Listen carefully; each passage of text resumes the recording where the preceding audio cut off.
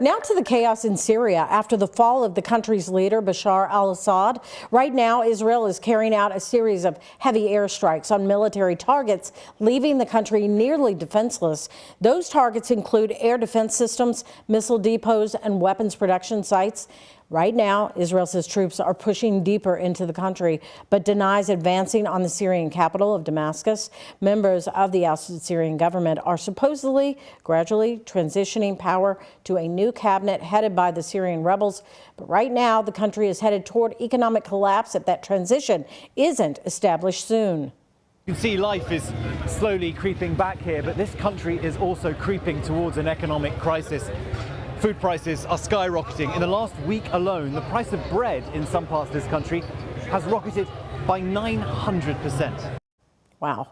Right now, Syria's ousted leader is in Russia, where he has been granted political asylum. And back here at home in Louisville, a resident with family living in Syria's capital says things are rapidly changing, and the Syrian community within the metro looks forward to change. Jose Alonso joins us with more on this story here in the studio. Jose?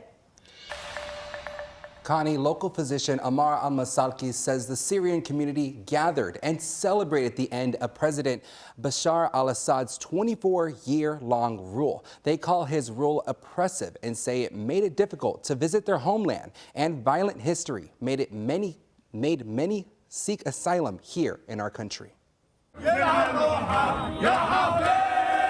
This is the Louisville Syrian community last Saturday celebrating the fall of President Bashar al-Assad's regime. Let's wait and judge people by the action, not by history or old news or misinformation. Syrian native Ammar al-Masalki says his people did not have freedom under al-Assad's rule. The people who liberated Syria are not going to let a one-man show ever run again, or one sect control any area, or people deprived from life, liberty, and pursuit of happiness.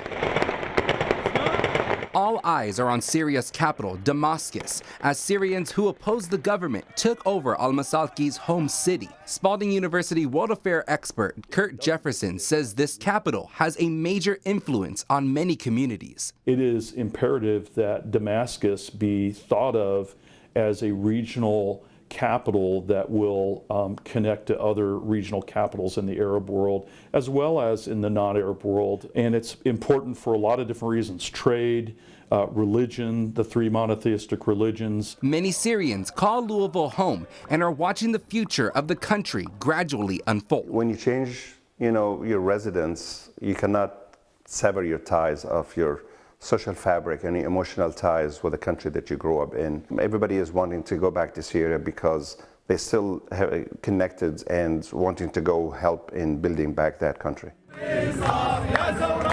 As the Syrian Americans celebrate change, they hope the United States and Western powers will offer support and guidance to freedom. Fresh ideas are coming, and as I get near to retirement, I probably would love to go back and start helping rebuilding the healthcare sectors, medical education.